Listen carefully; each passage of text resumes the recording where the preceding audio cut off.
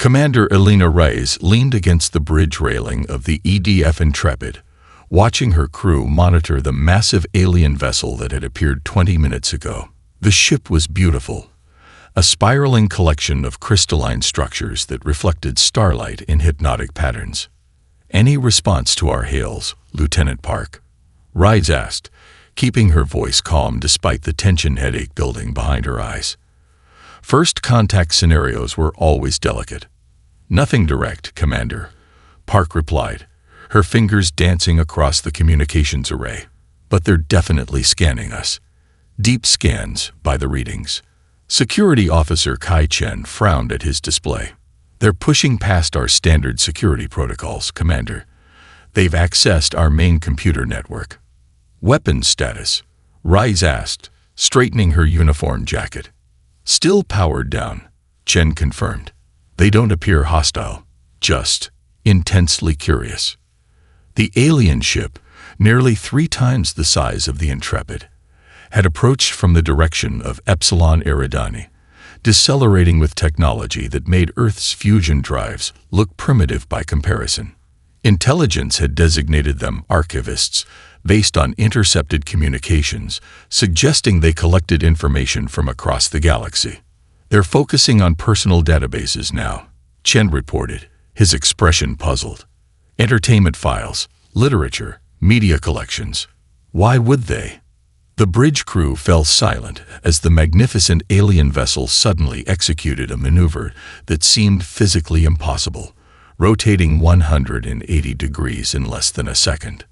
"They're powering up their FTL drive," Park announced, confusion evident in her voice. Reyes stepped forward. "Hail them again. Make it clear we have peaceful intentions." "No response, Commander. There." Park's statement cut off as the archivist ship vanished in a flash of blue-white light, leaving only scattered radiation readings where it had been moments before. "Did we just get ghosted by aliens?" Navigator Rodriguez asked, breaking the stunned silence. Chen was already reviewing the data logs. "Commander, I've isolated the exact moment they disengage. It coincides precisely with their scan reaching the recreational media server." "What was in that section?" Reyes asked. "Standard entertainment package. Movies, books, games, historical archives," Chen replied, scrolling through the database index. "Nothing classified." 3 hours later, Reyes stood in Admiral Tanaka's office on Luna Base, watching the older man review the encounter data for the 3rd time. "They accessed thousands of files in seconds," Tanaka mused, but terminated contact immediately after downloading the entertainment archives. He looked up at Reyes with an expression caught between amusement and concern. "What exactly did your crew have in their personal libraries, Commander?" "The standard package, sir. Books, films, games. Nothing unusual." Tanaka's weathered face creased into a smile that didn't reach his eyes. "Consider this, Commander. These archivists appear to possess technology centuries beyond ours. Their neural networks likely process information literally without our filters. Imagine such a mind suddenly encountering human entertainment, our horror stories, our fictional monsters, our imagined apocalypses." Understanding dawned on Reyes. "You think they were scared of our stories?" "Perhaps," Tanaka said, closing the file. "Or perhaps they simply couldn't comprehend why a species would deliberately create and consume narratives designed to evoke fear and discomfort. To a perfectly logical mind, such behavior might appear as a form of psychological damage. So our greatest defense might be our imagination?" Reyes asked. "It's just a theory," Tanaka replied, "but I'm expediting your return to the contact zone. This time, let's see what happens when we're prepared for their interest in our creative works." Lead researcher Xel Torres stood motionless before the Council of Knowledge, the 7 elder archivists regarding him with what his species considered extreme emotional display, their upper eye membranes flickering rapidly in distress. "You terminated contact without authorization," Elder Vexnera stated, her vocal sacs pulsing with disappointment. "Explain this violation of protocol." Hiltor's four-fingered hands trembled slightly as he adjusted the neural interface on his temple. Honored elders, I must request privacy protocols before continuing. This unusual request caused several elders to exchange the subtle chemical signals that indicated alarm. After a brief conference, Elder Vexnera nodded. Granted. Recording suspended. The human vessel contained data that presented immediate psychological risk. Sheltora began, his normally precise speech patterns faltering.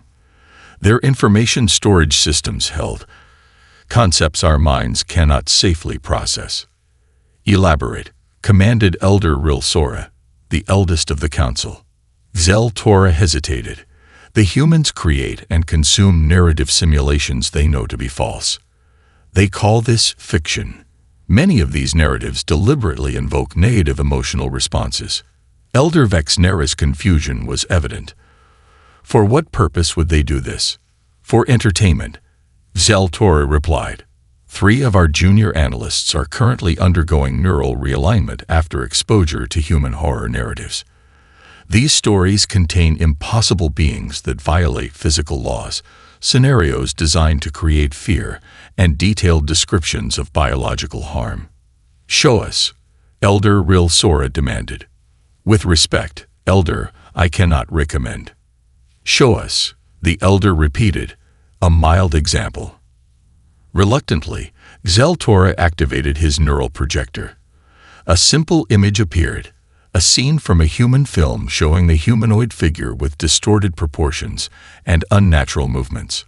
Nothing particularly shocking by human standards, but the effect on the council was immediate and dramatic. 2 elders activated emergency cognitive shields. Elder Vexnera emitted a sharp chemical signal of distress.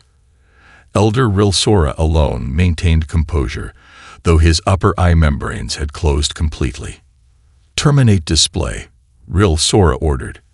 After a moment of recovery, he addressed the council.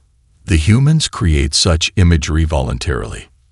They do, Zeltora confirmed. Their neural architecture must be fundamentally different from our own. They can process concepts they know to be false without cognitive damage. In the silence that followed, the subtle vibrations of another ship departing the station could be felt through the floor. The council's private session was interrupted by a priority communication. The Vorn Imperium has deployed a battle group toward human space. The message stated, they have intercepted our warnings and believe them to be exaggerated. Elder Rilsora's expression shifted to the archivist equivalent of grim resignation. The Vorn believe we are attempting to claim the humans as an exclusive research subject. Their telepathic abilities make them vulnerable to exactly the cognitive hazards we have identified. Should we warn them more explicitly? Asked Exceltora. No, Elder Vexnera decided, her voice carrying the weight of council authority. The Vorn have dismissed our caution as weakness. They must learn for themselves what lurks in the human mind. General Kraz stood on the command platform of the Vorn warship Dominant, his exoskeletal armor clicking softly as he moved.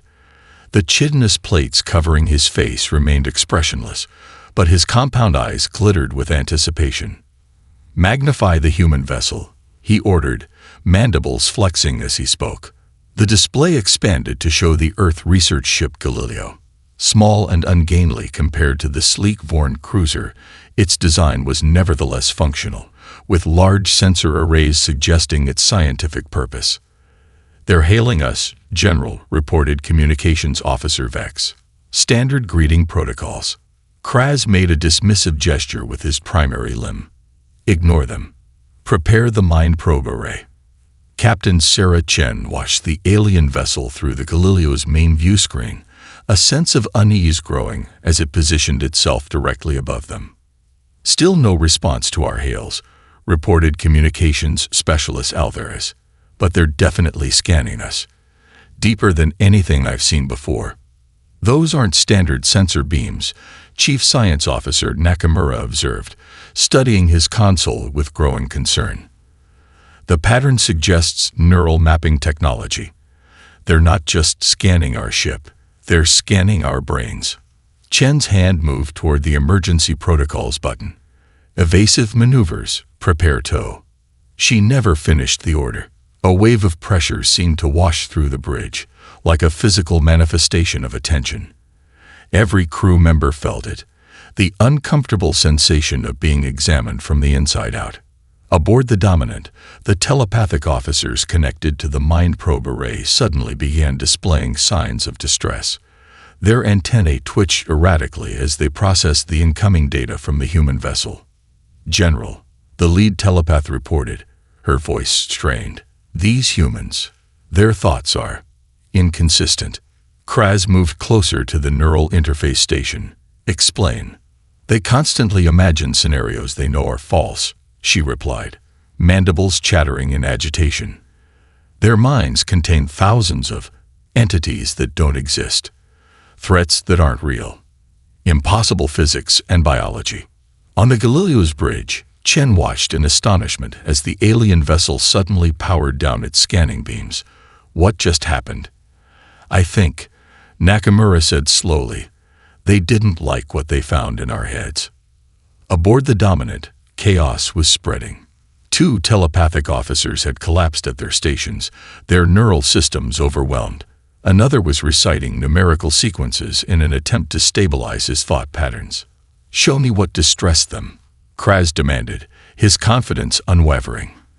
As Supreme Commander, his mental discipline was legendary among the Vorn.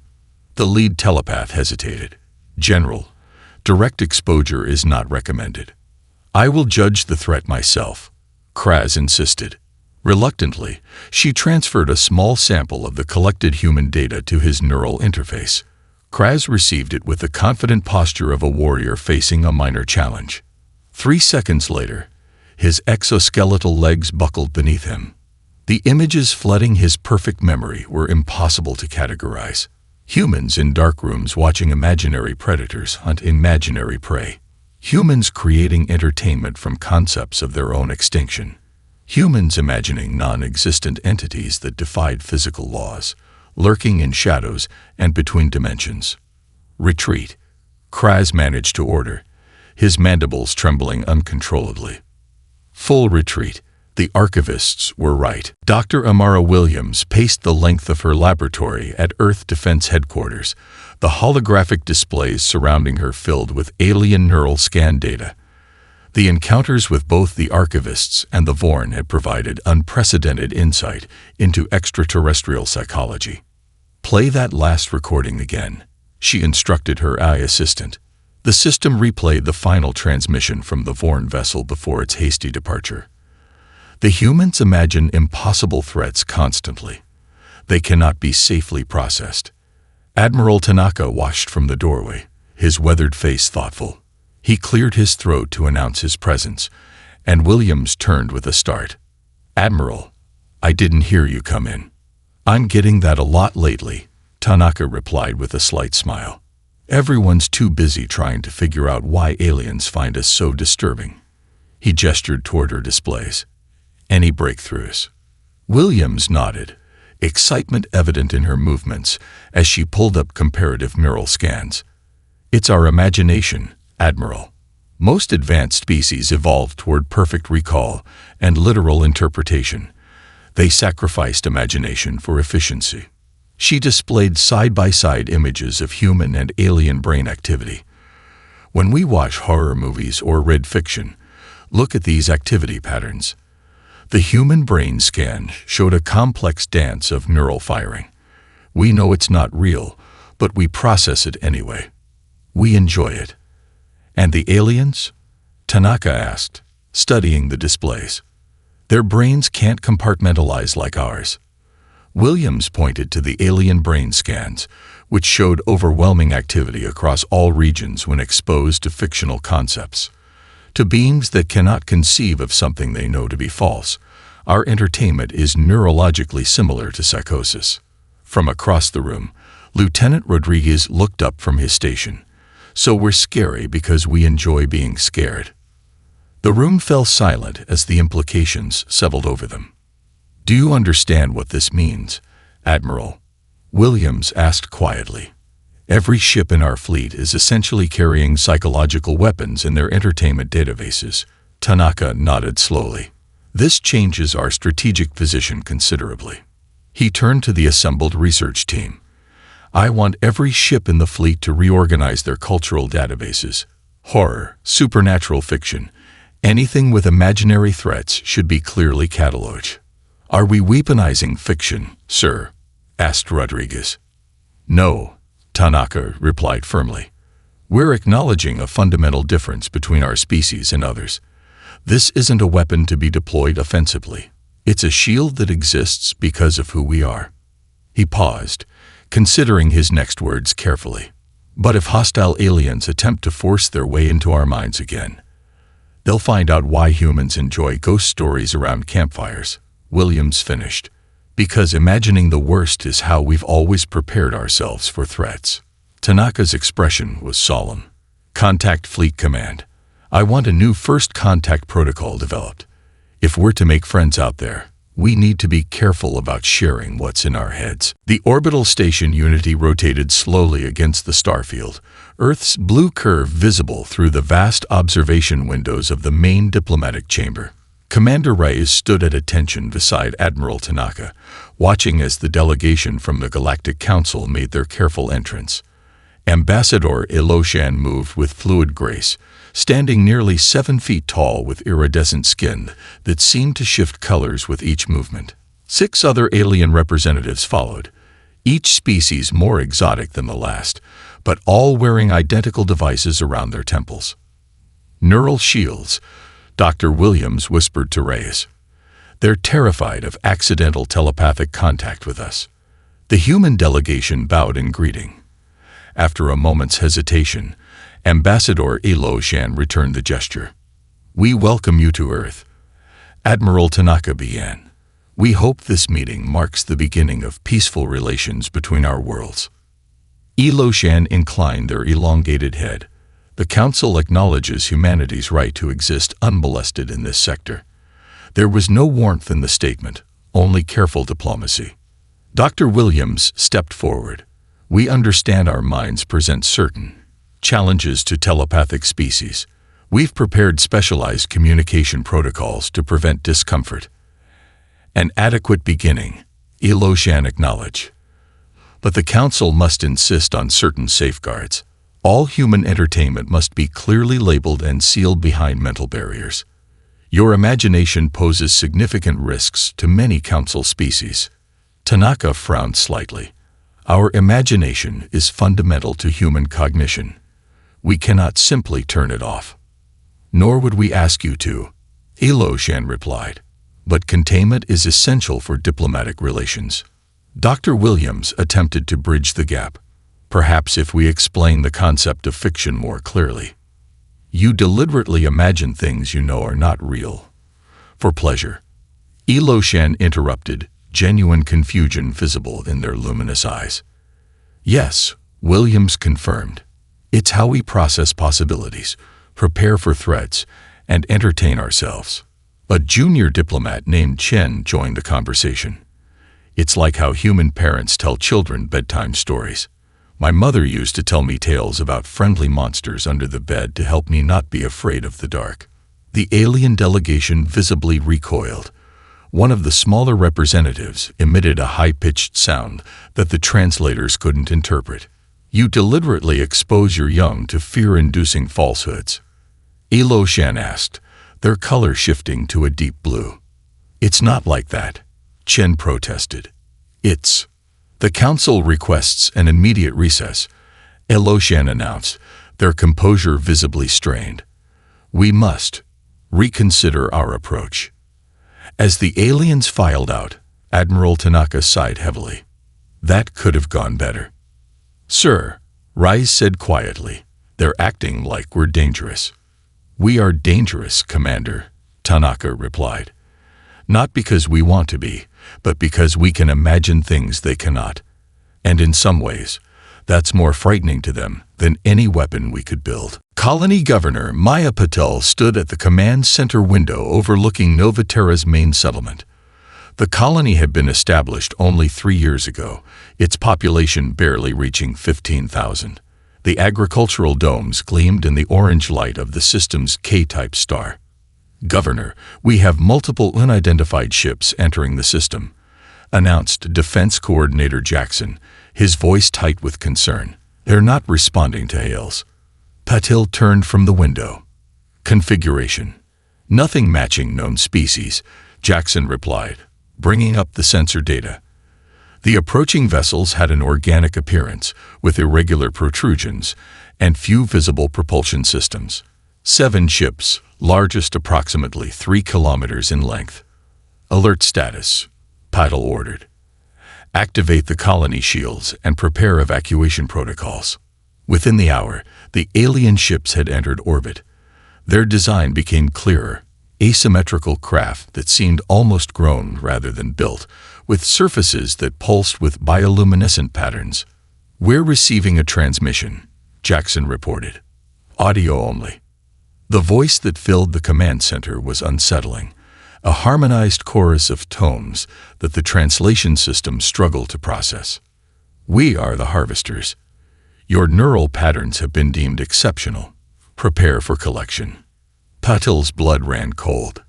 Information about the harvesters had been included in the xenobiological threat briefings, a predatory species that fed on sentient neural activity. "All citizens, initiate emergency shelter protocols," she ordered through the colony-wide communication system. This is not a drill. The first attack came without warning, not physical weapons, but a wave of telepathic energy that swept through the settlement. Colonists clutched their heads as alien thoughts pressed against their minds, attempting to induce paralysis through terror. What happened next surprised everyone, especially the harvesters. The human colonists, experiencing what they recognized as a fear attack, responded with the psychological equivalent of an immune response. They imagined worse. Thousands of human minds, when pushed toward terror, instinctively began generating their own fear scenarios, drawing on lifetimes of horror entertainment and evolved threat response mechanisms. In the harvester vessels, the hive mind that coordinated their consciousness began experiencing feedback loops of human imagination. Their telepathic network, designed to extract and feed on fear, was suddenly overwhelmed by exponentially more powerful terror imagery than they had generated. "What's happening?" Patil asked as the telepathic pressure suddenly diminished. Jackson stared at his displays in disbelief. The alien ships, they're firing on each other. Above Novaterra, the harvester fleet had descended into chaos. Their shared consciousness, unprepared for the tsunami of human-generated horror imagery, fractured under the strain. Ships began erratic maneuvers, 3 colliding as their navigation systems failed. "They tried to scare us," Jackson said slowly. "But they weren't prepared for how we scare ourselves." Patil watched as the remaining harvester vessels retreated from orbit, their movements disjointed and uncoordinated. "Contact Earth Defense Force immediately. Tell them what happened here." Admiral Tanaka stood before the Earth Defense Council, his uniform crisp despite having been awake for the past 36 hours. The chamber was filled with military leaders and civilian authorities, all gathered to hear his proposal following the Novaterra incident. "The harvester attack has confirmed what we theorized," Tanaka began, his voice steady. "Our minds, specifically our imagination, represent both our greatest vulnerability and our strongest defense against telepathic species." He gestured, and a holographic display activated, showing designs for a new type of vessel. Unlike conventional warships bristling with weapons, these ships featured minimal armaments but massive data cores. "Project Pandora will deploy vessels specializing in cognitive countermeasures," he explained. "These ships will carry comprehensive cultural archives specifically selected to disrupt telepathic attacks." General Rivera leaned forward. "You want to build ships whose primary weapons are ghost stories?" "In essence, yes," Tanaka replied without hesitation. "The harvesters will regroup. Intelligence suggests they've already labeled human neural patterns as an exotic delicacy. When they attack again, conventional weapons may prove insufficient against their biotechnology." In a dimly lit room 3 levels below the council chamber, an unusual strategic meeting was taking place. Science fiction writer Marcus Kim found himself surrounded by military analysts, reviewing content for potential psychological impact on alien minds. Horror is effective, Kim explained, pointing to his annotated list. But cosmic horror might be the most potent. Beings with perfect logical minds cannot process paradoxes and inconsistently defined realities. Colonel Joe nodded, adding several titles to the priority database. So Lovecraft would be more disruptive than traditional monster stories. Exactly, Kim confirmed. Concepts that challenge the fundamental nature of reality will be more destabilizing to literal-minded aliens than simple physical threats. 3 weeks later, the first Pandora vessel, EDF Imagination, took position at the Proxima Centauri colony. Its crew, an unprecedented mixture of military personnel and cultural specialists, prepared defense protocols as sensors detected the returning harvester fleet. "They're entering the system," reported Lieutenant Commander Okafor. 7 ships, same configuration as Novaterra. Captain Wee nodded calmly. "Activate the broadcast arrays. Begin with Level 1 content packages." The Imagination's specialized transmitters powered up, broadcasting carefully selected narrative fragments on frequencies the harvesters used for telepathic coordination. Stories of impossible geometries, entities existing outside comprehensible dimensions, and paradoxical thought experiments flowed outward. The effect was immediate and dramatic. The harvester fleet's formation dissolved as individual ships began erratic maneuvers. 2 vessels attempted emergency jumps to FTL, one catastrophically failing as its drive activated too close to Proxima's gravity well. "They're retreating," Okafor announced, disbelief in her voice. Just like that. Captain Wei watched the alien ships flee. "Inform Admiral Tanaka. Project Pandora is a success." 6 months after the Proxima Centauri incident, the diplomatic vessel Imagination hosted representatives from 30 spacefaring civilizations. Its design reflected its unique mission, not just a meeting place, but a carefully constructed environment to bridge the cognitive gap between humans and aliens. Admiral Elena Reyes, promoted following her successful first contact protocols, guided the assembled diplomats through a series of chambers. Each room was designed to gradually introduce alien minds to human creativity without overwhelming them.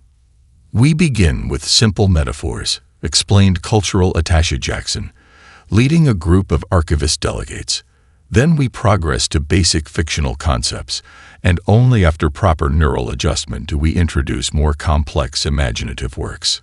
The archivists moved cautiously, their neural shields set to maximum protection, but their scientific curiosity evident in their attentive postures.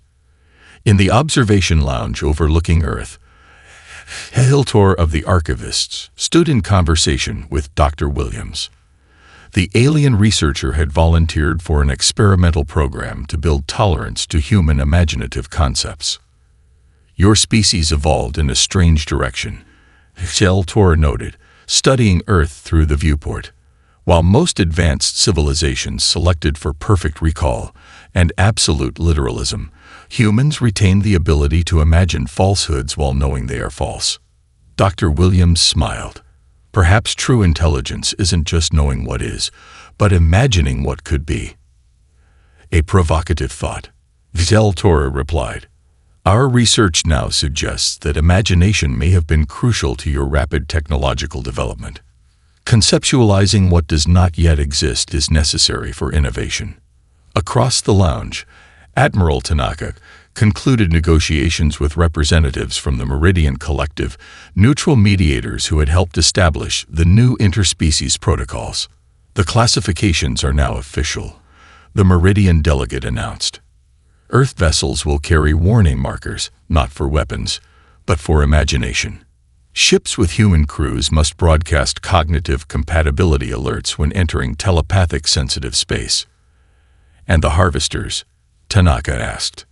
"They have declared human space forbidden territory," the delegate replied. "Their term translates roughly to Mindstorm Zone. They will not return." As the diplomatic event concluded, Rice found herself alone with Hiltor on the observation deck. "When we first met," She said, "Your ship floated after scanning our entertainment files. Did one specific thing frighten you?"